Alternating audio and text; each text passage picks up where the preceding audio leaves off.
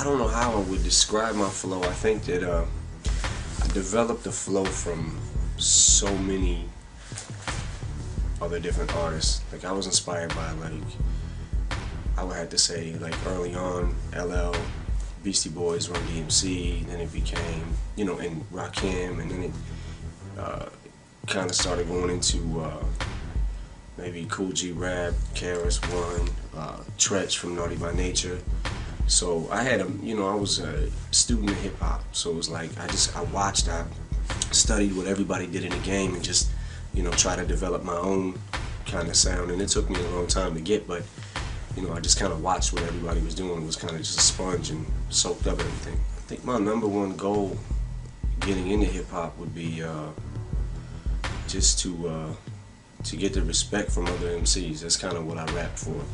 I was very into the technical part of MCing and wanted to get, you know, the respect from my peers, whatever. And I think that that's probably pretty much the same thing that I do it for today, you know. I don't think that my goal has changed in the sense of, you know, from this, I rap from the same aspect of when I was a kid. Like, I just wanted to get the respect. I just wanted to get a reaction out of people. I just wanted to be heard, and I wanted people to respect what I do and respect the fact that I respect the craft, you know what I mean, of MCing. So I really just it's pretty much the same thing today. I don't know what would be my strongest contribution to the game, and as far as like my legacy, I feel like I don't know what it would be right now because I'm still going, you know. So I mean, if I was asked this question a few years ago, it might have been different, you know. It's always going to be different. I don't know what it is exactly that, you know, my legacy would be or whatever, but I think that if I had to choose what I'd like to be remembered as, I think maybe just somebody who stood up for what they believed in as far as freedom of speech, and don't back down, don't take shit from nobody, and just, you know, and just do you. How do I think my music has influenced the culture? I don't know. I mean, hopefully people could look at, I guess, my career and see how I came up or whatever, and you know the story and know everything, and maybe, you know, if anything, get inspired from it.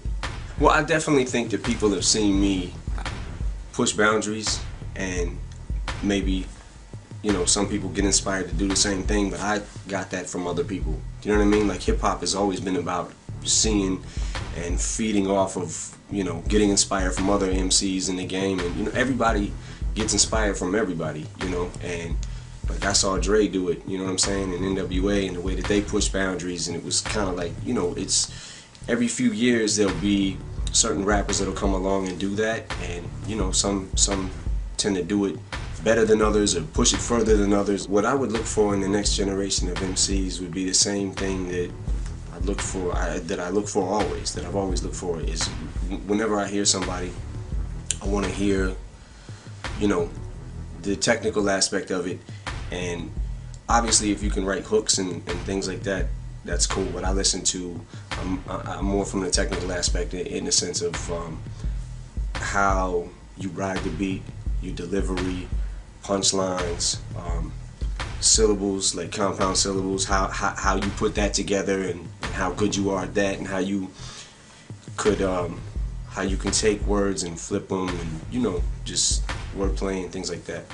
At Shady, I think, is just rebuilding Shady as a label, you know, and trying to, you know, we got a couple of groups that we're signing right now, so, you know, we're just kind of in a rebuilding process, and anything as far as that is just, you know, I'm still in the studio working on music and things like that. Acting, I want to say yes, there will be.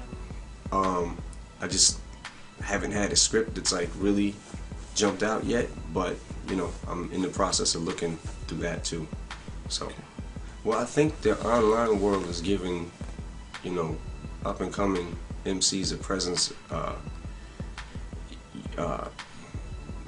more of a presence. You know, I think that it's just easier to get your music heard now. You know, whereas before you would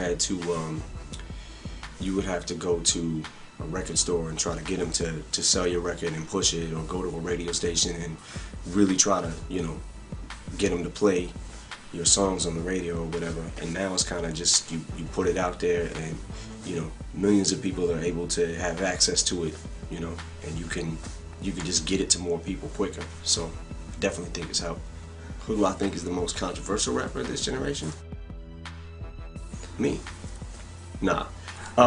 Nah, there's controversy has been part of hip hop for so long, man. It's, you know, from the beginning of hip hop, I feel like it's been filled with controversy. So I think that I think of this generation or whatever. I mean, you know, I've had controversy. 50's had controversy. Wayne's had controversy. Kanye's had controversy.